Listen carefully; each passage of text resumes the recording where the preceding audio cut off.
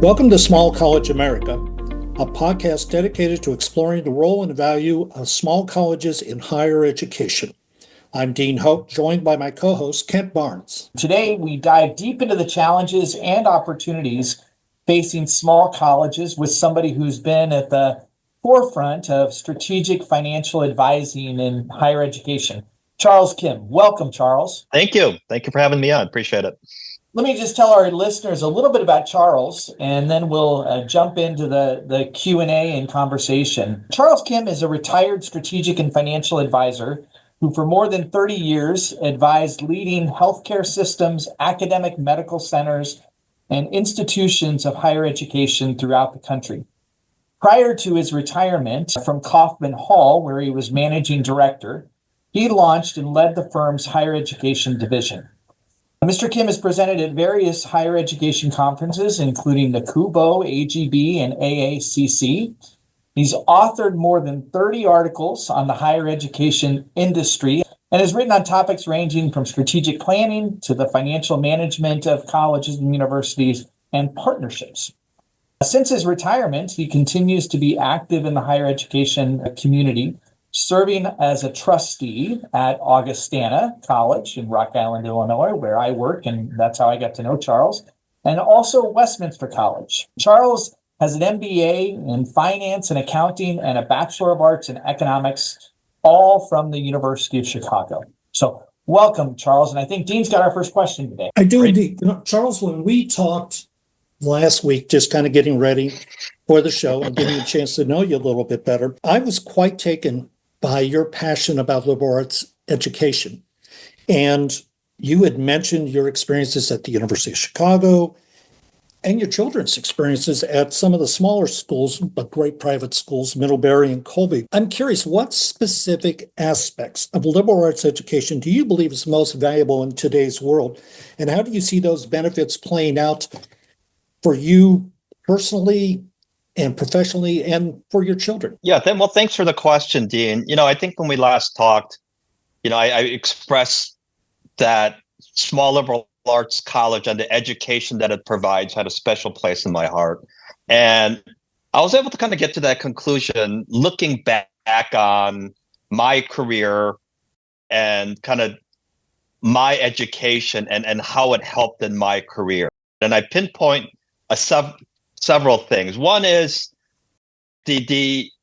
what my undergraduate education, University of Chicago, the Common Core curriculum, the great books, even the economics degree, it helped me develop a passion, one for lifelong learning, to be able to be curious, to be interested in the world around you and whatever is happening. But then beyond curiosity and lifelong learning is the ability to actually think about an issue, to be able to critically think, research it, unpack it, develop a framework, develop a point of view, and then to be able to articulate it in a very engaging and a thoughtful way. I think when we talk about liberal arts education, the closeness that you have with professors and the opportunities to engage with them directly. That's not necessarily very common in large institutions. We talk about the smaller classroom setting and kind of getting away from just a pure lecture, but into more discussion and debate. I think all those things are real, but when you kind of take a step back and look at those things and what that's trying to produce, it's trying to produce somebody who's able to think on their feet, unpack and really dig into complex issues, and to be able to come up with their own independent point of view that's really rigorous and well thought out. And then if you translate that to a career, all those things are really valuable skills, not to be able to just sort of repeat and regurgitate, but be able to really think through things, develop your own point of view, to be able to articulate that. I think those are successful pieces that contribute to a long and successful career. And as I've met, not just myself, but a lot of my alums, people that I've met that have graduated from liberal arts colleges, to me, that's kind of the secret sauce that really distinguishes them. When you look at somebody who graduates from a traditional undergraduate institution, that knowledge you gain over a 4-year period, even if it's in your major, is good for maybe 6 months to a year, because you're learning on your job. You have to always consistently hone your skills. So the knowledge itself, while useful for an entry-level position, only takes you so far. But it's the other skills that you develop that launches you into success over a longer period of time.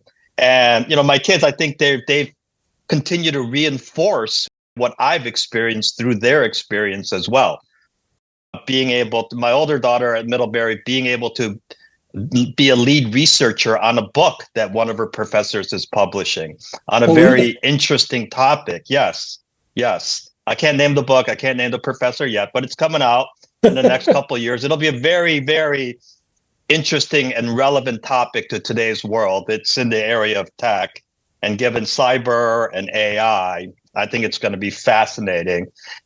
Those opportunities are tough. I mean, to gain in a large institution, but in a small classroom setting where there's 10, 12 people and you're debating, you're talking, you get to stand out. And if you take initiative, I think those opportunities are there. And Kent, as I was engaging with some of the faculty at Augustana through a variety of channels, I was really impressed by the interactions that the professors have, and the care that they have, and the interest that they have towards the students. And some of them were even involved in their job search, which I was incredibly impressed by. I think those are some of the real key ingredients of a small liberal arts college, and the type of attention that you get, where else, at a very large institution with 200-300 kids in a room, you wouldn't necessarily be able to get. Great. Thanks, Charles. You've cited so many of the benefits of small college America, as you've talked about. And while small colleges don't have a monopoly on the liberal arts, it certainly is core to what so many small colleges do. And the care and the small classes and the engagement and the opportunity, you've highlighted so many of those things, which I think speaks to your interest and commitment to small colleges. Dean and I are curious to know a little bit, though, because you can be interested at an academic level in the success of small colleges, but we'd like to know what motivated you to take on the role of a trustee at a couple of small colleges. And two related pieces to that question is, what advice would you give to others who might be considering an opportunity to serve in a leadership position?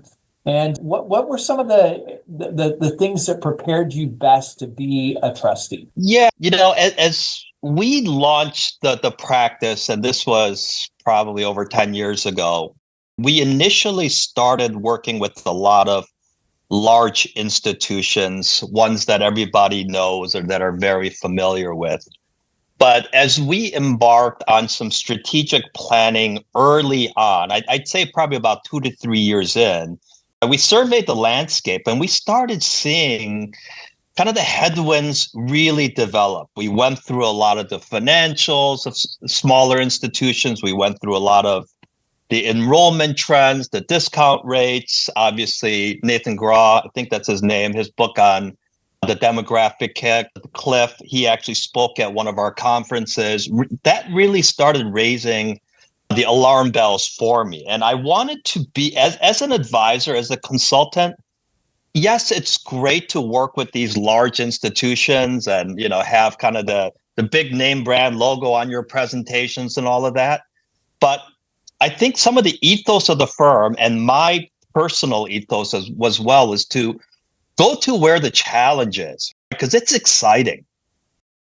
And you can also make a big difference. So, Kaufman Hall originally started out as a healthcare firm working with a lot of small and large health systems. But one of the things that was always taught to me by the founders of the firm was that, hey, the small clients are really, really important. They serve a real important mission in the communities that they serve. So it's not just a matter of getting the large name brand logos. It's about helping the industry. It's about being in the action. It's about making a difference. It's about providing thought leadership and experience that can come in and really make a difference. So about 3 years in, we started to make a concerted effort in reaching out to smaller institutions, ones that were challenged, and to really have a dialogue about how we can help through some innovative ideas and analyses. So that's how it all started with us. And then I found that experience really rewarding because some of our large institution clients, it was all about like, well, we have all this money, we have all these projects and aspirations. How do we kind of throw money around and make a bigger name for ourselves? And to me, that was not as interesting as really figuring out the challenge, the problem, and the business model responses that were required by small colleges to be able to withstand some of the headwinds. And then as I retired, I wanted to continue that because it was so rewarding and exciting for me. I decided to serve on a couple institutions, Augustana being one, Westminster being the other. And I didn't necessarily, the two institutions are kind of, they're very different. Augustana, I hope you don't mind me saying this, and talent, I think there's an incredible amount of talent. You have resources, and now you're trying to elevate the institution to another level. Westminster College is more of a challenge institution, less resources, perhaps less talent, different sets of issues. And I wanted to continue to really involve myself with an institution that's poised for the next level, that has the environment and the culture to get there and in order to make a difference there, but then also work with another institution who's working itself up to that level. So that's been incredibly rewarding and very different and very challenging in very different ways. In terms of advice for folks that want to serve as a trustee, I would say just a few things. I think I'm going to put my consultant hat back on and not a trustee hat, because I interacted with a lot of boards. And my biggest advice to trustees that want to step into the role would be to really know the issues. What you necessarily read in the papers, what you think you know about institutions' challenges may be completely different. So I think there has to be some level of legwork and education that a trustee needs to do on the institutions that they want to serve. Of course, as well as the overall landscape and some of the issues that they have. But I've been to a lot of these meetings, and it's basically like, what is the hot topic of the day in the industry? And then let's bring that back. And it may not be a germane issue. So really get to know the issues, really get to know the institution. What are the high level 4 or 5 things that it needs to tackle? And this day and age, for a lot of smaller institutions that have a lot of challenges, a lot of that is fiscal, a lot of that is enrollment, a lot of that is fundraising. So within that perspective, how do I take the experience that I have and be able to contribute new ideas and new things that can actually make a difference?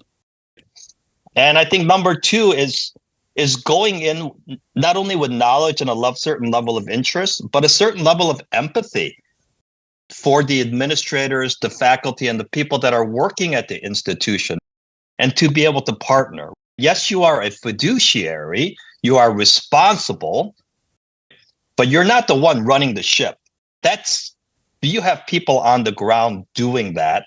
Respect their expertise, respect their professionalism, ask good questions, but do it in a way that shows level of humility and empathy so that you can sort of develop trust with the folks that are on the ground. Well, Charles, let's kind of keep going down this path a little bit.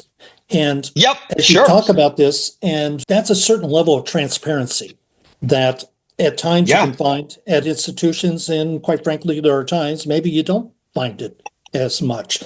I'm very curious in your experience as a consultant, but also as a trustee, the transparency side of this, the communications, the data sharing. How important is that? And then particularly with schools that are financially distressed, because your natural instinct is to kind of hold back information. at times when you're in trouble. But what strategies have you found effective for fostering this form of transparency and encouraging people to talk about difficult topics? Yeah, yeah. No, that's a really important area to get into. What I've found, and I'll kind of start at the ground floor and work my way up a little bit. Through my experience, what I've found, and this runs across large institutions with a lot of money to smaller institutions without a lot of resources. One of the first things that I found as we worked on the industry was just lack of data, lack of information, lack of infrastructure. So to be able to pull financials, to do closings quickly, be able to dive into enrollment, to dive into other areas, even fundraising, there was just a dearth of information that was available. So part of it is just sort of pure technology and the data infrastructure to be able to pull out relevant data. And over, the decade that I was working in with a lot of institutions, we started to see more and more investment in those areas. And I think institutions started to see the need for that. The second area where I saw challenges was a lot of the administrators being afraid to tell their board of trouble. Yeah. And obviously that comes from a variety of reasons. One could be just sort of the relationship between the board and, let's say, the president, the provost, and those other the administrators that are in charge. A lot of times it's sort of the president being afraid to share bad news and difficult news under their guidance, because they have this weight of responsibility. If they have bad news, if things are going wrong, all of a sudden it's their fault. It's people that have been very good at their career, very successful. And when something goes wrong, you want to sort of take that all in and put it on your own shoulders. And and sometimes it's beyond your own capability. Sometimes you need another set of eyes. Sometimes you need to bring people in to be able to give you an objective look. Sometimes it's talking with your board and say, hey, let's kind of unpack this situation and having that transparent discussion. But a lot of times it's as if you're admitting failure. And I think that's a really bad place to start. So to the extent that the board can be really engaging with the leadership and to say, hey, you're the president, you're the lead here, but we're all kind of in this together. This is our problem to solve. You're going to execute, you're going to make the changes, but this is our problem, not just your problem. So it's sort of disarming that insecurity, I think, is a really, really important piece. And then 3, once you can get past the data issue, once you can kind of get past the I own this, it's my fault, I'm afraid to share bad news with you issue, then is what are the key indicators and key pieces of information that tells us whether we're going in the right direction, whether we're sort of struggling, or whether we're in deep trouble.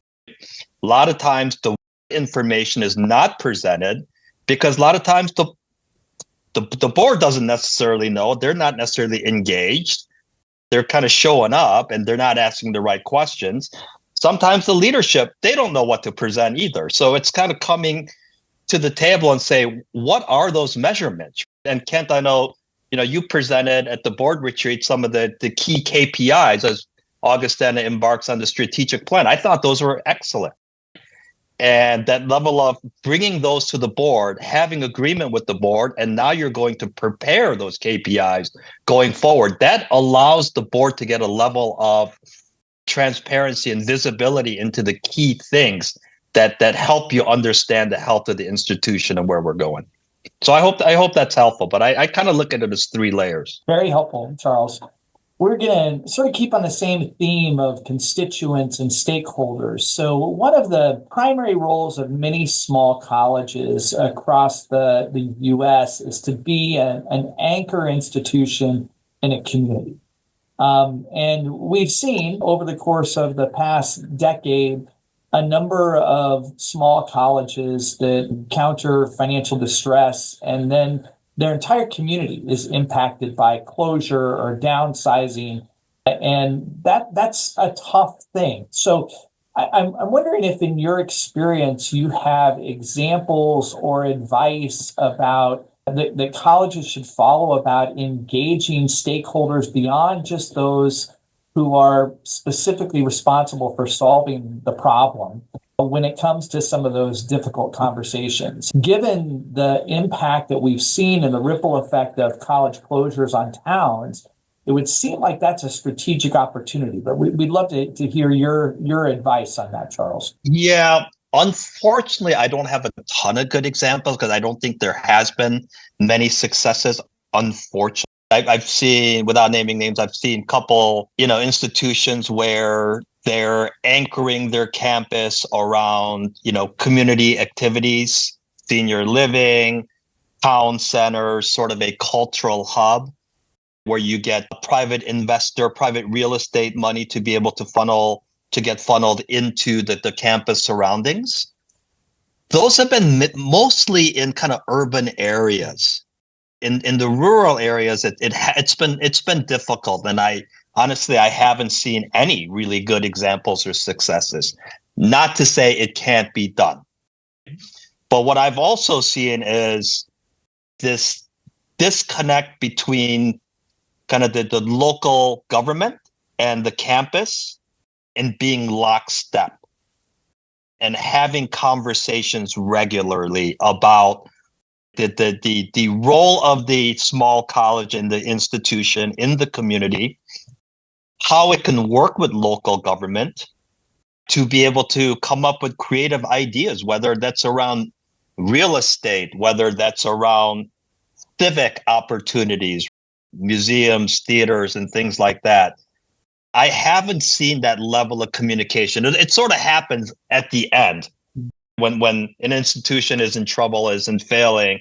All of a sudden, the shots kind of go out to people, or the community government kind of steps in and say, "Hey, what's going on?"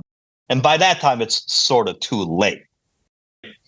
So what I'd like to see is more consistent dialogue and communication between local government and the institutions, and how you can work together and potentially using the institution to address community needs in terms of advising, starting up new businesses, right? Local real estate investment, but vice versa as well. I think, Dean, you and I, when we were on the phone last time, we talked about engaging potentially with some of the larger state institutions as well. One interesting, obviously an interesting aspect of higher ed is that it's very hard to expand capacity, because in order to do that, you got to build new classrooms, you got to build new dorms, you got to build new infrastructure, right? It's incredibly expensive. So even a large state institution that's doing really well from an enrollment standpoint, they have their limits and they have their caps, right, in terms of growth. So in order to serve the students in a state, there's a really important role that small private colleges serve, right? Not everybody wants to go to the large state institution with the big football teams and all this stuff. So there's a need. And we also know that most students go to an institution within kind of the 100-mile radius of where they grew up. So you have to have these outlets and these institutions. But when you look at the smaller institutions, what they lack is scale. It's especially scale and the kind of the administrative infrastructure.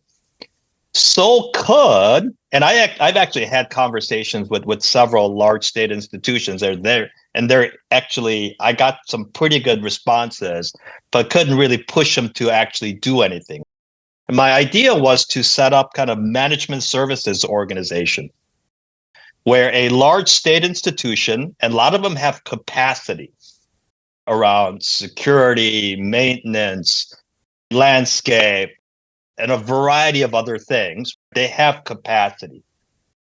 What if they kind of separate that out as a management service organization?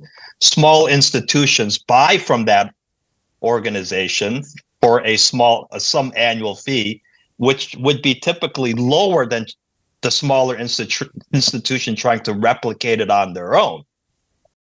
And then all of a sudden, and if you can have several smaller institutions engage with that management service organization, it's good for everybody. The large state institution also all of a sudden has a revenue center. The smaller institutions all of a sudden have economies of scale, and they're able to lower that cost. So I think there's opportunities to do that. I think we've seen small colleges try consortium models, Claremont or up in the Northeast. And my view on that has been it's been successful in certain areas, but its maximum effectiveness has not been really taken advantage of, because everybody starts holding back on what they want to throw into the pool, and by the time that's done, you're left with, well, we get some purchasing leverage, and that's about it. But I'd love to see different models tried out in order to be able to allow smaller institutions to gain leverage of scale economies. Well, let's not necessarily down this path a little bit, but you've brought up about strategic initiatives. You've talked about partnerships and collaboration. I'd like to talk about a little bit in a different sense, and that's within the college itself. You as a trustee, one of the conversations we had was about you as a trustee at a trustees meeting or retreat or an event where there were faculty members, there were students, there were all kinds of different people that traditionally you don't see in those kind of meetings. And you kind of gave me a wow moment. You were saying, this is really cool. I mean, you were hearing things maybe that you hadn't heard before, and I suspect it went the other way. I'd like you to elaborate on that and its effectiveness, and why does this work, and how do you replicate something like this? Wow. I think that, Dean, that conversation was around kind of the strategic planning process that I was privileged to be a part of at Kent's institution. That's right. Yeah, and I had led a lot of strategic planning as a consultant, and typically the way I like to design that is with a smaller group, typically 5 to 10, and because law of large numbers, it's very, very difficult.